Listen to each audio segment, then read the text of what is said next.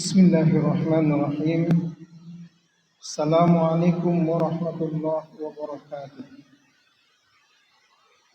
Alhamdulillahi rabbil alamin. Arsala rasulahu bil huda wa dinil haqq. Yuzhirahu 'ala ad-dini kullihi wa kafa billahi shahida. Asyhadu an la ilaha illallah wahdahu la syarika lah wa asyhadu anna Muhammadan 'abduhu wa rasuluh. Alladzi man la nabiyya ba'da. Allahumma salli ala Muhammad wa ala ali Muhammad. Raditu billahi rabba wa bil islami dina wa bi Muhammadin nabiyya wa rasula. Rabbi shrah li sadri wa yassir li amri wahlul 'uqdatam min lisani yafqahu qawli. Qala Allah Ta'ala fil Qur'anil Karim, a'udzu billahi minasy syaithanir rajim. Ya ayyuhan nabi, inna arsalnaka syahidan wa mubasysyiran wa nadhira wa da'iyan ila Allah bi idnihi wa sirajan munira. Ma'asyiral muslimin, muslimat jamaah salat zuhur rahimani Allah wa iyyakum. Alhamdulillahirabbil alamin. Senantiasa kita memperbaharui rasa syukur kepada Allah atas segala nikmat yang Allah karuniakan kepada kita. Salawat kepada Rasul, Allahumma salli ala Muhammad wa ala ali Muhammad. Hari ini kita berada di bulan Rabiul Awwal. Banyak di antara kaum muslimin yang menyibukkan diri untuk kembali mengingat-ingat akan kelahiran Nabi Sallallahu Alaihi Wasallam. Terkait manhaj tarjih dan tajdid di Muhammadiyah, peringatan Maulid Nabi ini sebenarnya juga pernah secara khusus ada instruksinya yang dikeluarkan oleh pimpinan pusat Muhammadiyah, yaitu di tanggal 12 April tahun 1971, yang ketika warga Muhammadiyah hendak juga mengambil momentum semacam memperingati Maulid Nabi, maka instruksi peringatan itu diarahkan kepada generasi-generasi muda, pada pemuda-pemuda. Ini adalah isyarat bahwa sesungguhnya Muhammadiyah tidak mengkhususkan peringatan kelahiran Nabi Muhammad SAW dalam momentum tertentu, karena kekhawatiran terhadap perkara yang bisa diyakini sesuatu yang wajib bagi warga Muhammadiyah, yang ketika itu diyakini maka perkara itu akan menjadi bid'ah. Tapi bukan berarti Muhammadiyah menolaknya, karena memperingati ataupun melakukan tabligh akbar atau kegiatan keagamaan yang maksud serta tujuannya adalah untuk meningkatkan rasa kecintaan kita kepada baginda Rasulullah SAW, serta meningkatkan pembelajaran hidup kita kepada sosok yang agung di antara seluruh umat manusia yang pernah ada, termasuk adalah supaya kita mengamalkan sunnah-sunnahnya dengan pengetahuan dan ilmu serta pembelajaran yang sudah kita dapatkan. Itu adalah sesuatu yang sunnah bagi kita semua.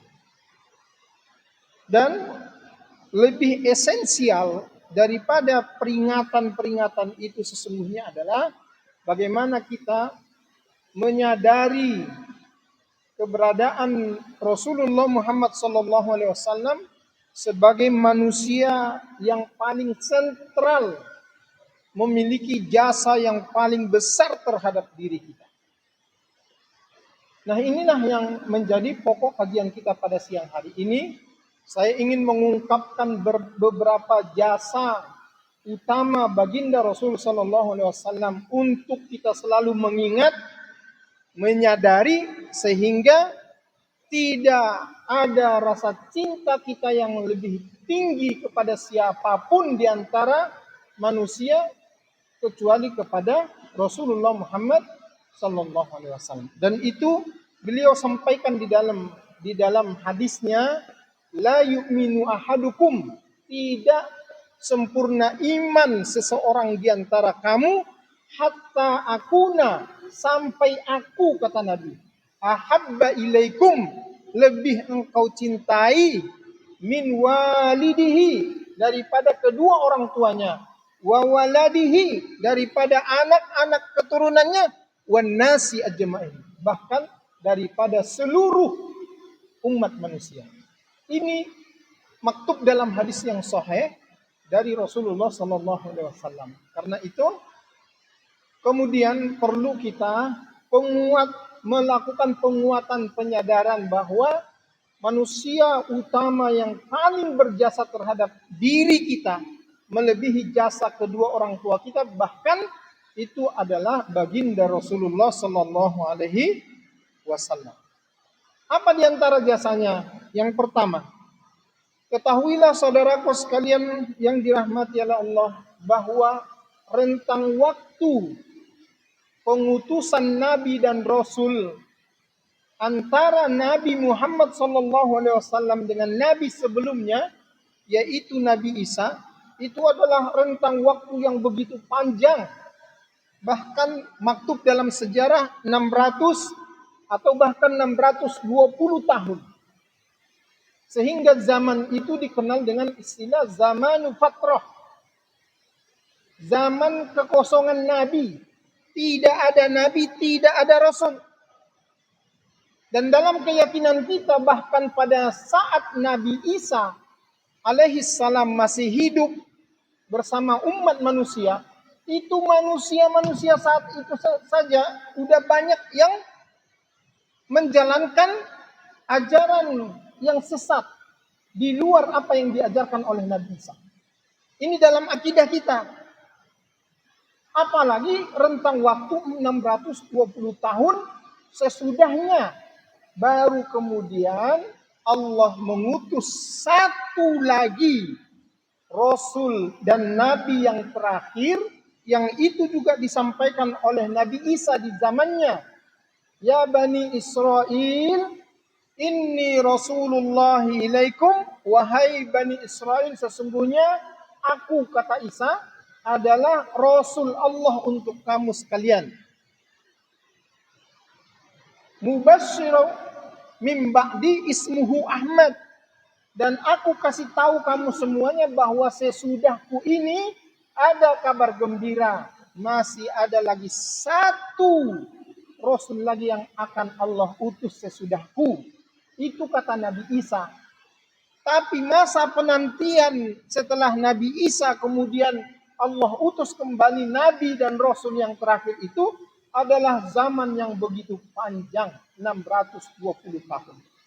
Bapak Ibu Saudara sekalian yang dirahmati Allah, karena itu di zaman itu sampai kita kenal dengan istilah zaman jahiliyah. Zaman kebodohan.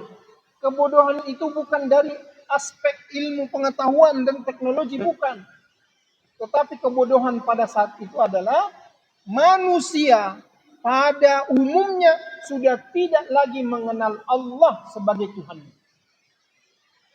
Karena itu kebanyakan manusia berada di dalam kesesatan yang begitu jauh, tidak mengenal Tuhan.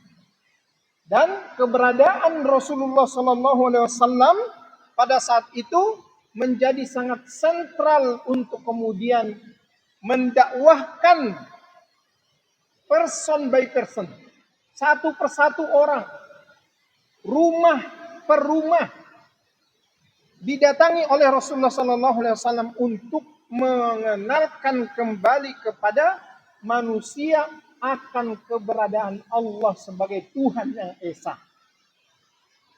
Mengajarkan kalimat la ilaha illallah. Dan itu dilakukan bahkan sampai 3 tahun pertama beliau diangkat menjadi Rasul dengan istilah ad-da'watu sirran. Dakwahnya itu masih sembunyi-sembunyi. Bapak Ibu Saudaraku sekalian yang dirahmati Allah.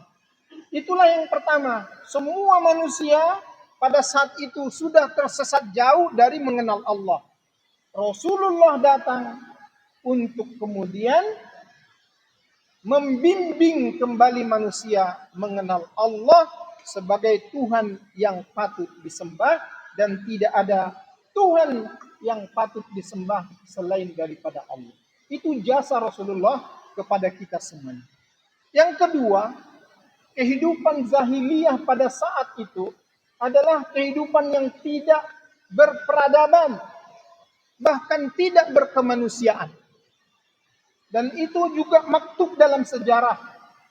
Kebiasaan misalkan ketika anak perempuan yang lahir, maka anak itu dikubur hidup-hidup. Coba bayangkan kalau seandainya Rasulullah tidak datang membawa risalah Islam yang terakhir, maka kebiasaan itu akan terus berlanjut. Tapi dengan jasa Rasulullah mengajarkan Islam, sehingga budaya membunuh, mengubur anak perempuan hidup-hidup itu kemudian dihapus. Kalau setiap anak perempuan lahir lalu kemudian dikubur hidup-hidup, maka kita pun barangkali hari ini tidak ada. Karena kita terlahir dari ibu kita. Ibu kita juga terlahir dari ibunya. Ibunya ibu kita juga terlahir dari ibunya. Yang semua mereka itu adalah perempuan. Berkat jasa Rasulullah mengubah ajaran budaya kehidupan yang begitu jauh tersesat. Kemudian kita semuanya hari ini, semua manusia baik laki-laki maupun perempuan mendapatkan tempat kemuliaan di antara mata-mata makhluk dan juga di hadapan Allah Azza wa Jalla. Kemudian yang berikutnya juga adalah sistem perbudakan yang begitu merajalela. Manusia sebahagiannya tidak dianggap seperti manusia. Dianggap bahkan seperti binatang atau bahkan lebih hina dari binatang. Diperjualbelikan dan boleh dilakukan apapun terhadap budak-budaknya. Padahal sama-sama manusia. Ini tradisi jahiliyah yang kalau seandainya Rasulullah Sallallahu Alaihi Wasallam tidak merubah kehidupan sosial yang begitu jauh kesesatannya ini, maka kemungkinan sampai sekarang pun orang-orang yang secara duniawi tidak beruntung, kehidupannya bisa jadi menjadi budak. Tapi adakah hari ini sistem perbudakan yang berlaku? Tidak ada. Semua manusia dipersamakan kedudukannya. Bahkan di sisi Allah, yang paling mulia di antara manusia adalah orang yang bertakwa. Tidak melihat kedudukan dan kekuasaannya, tidak melihat harta benda dan juga kekayaan yang dimilikinya, tidak melihat kulit putih atau kulit apa yang dimilikinya, tidak melihat dia dari garis keturunan mana, tetapi yang menjadikan seseorang lebih mulia di hadapan Allah Subhanahu wa taala adalah bertakwa. Begitu juga sistem sosial, ekonomi, perdagangan. Di zaman jahiliyah, perdagangan itu dipatok di atas sistem ribawi. Sistem yang kaya senantiasa menindas yang miskin. Tapi dengan adanya ajaran Islam yang dibawa Rasulullah SAW mengacu kepada sistem yang diasaskan kepada keadilan dan juga antarodin, yaitu saling suka, saling rela, redo di antara orang yang bertransaksi, kemudian semua orang merasakan dan mendapatkan haknya untuk diperlakukan secara adil. Karena itulah tidak ada ajaran syariat yang dibawa oleh Rasulullah SAW kecuali ajarannya itu mengandung maslahat, manfaat dan juga kebaikan untuk seluruh umat manusia. bukan hanya terbatas kepada manusia, bahkan juga untuk alam semesta. Wa ma arsalnaka illa rahmatan lil alamin. Mudah-mudahan bermanfaat. Nasrun minallah wa fathun qarib wa basyiril mu'minin. Wassalamualaikum warahmatullahi wabarakatuh.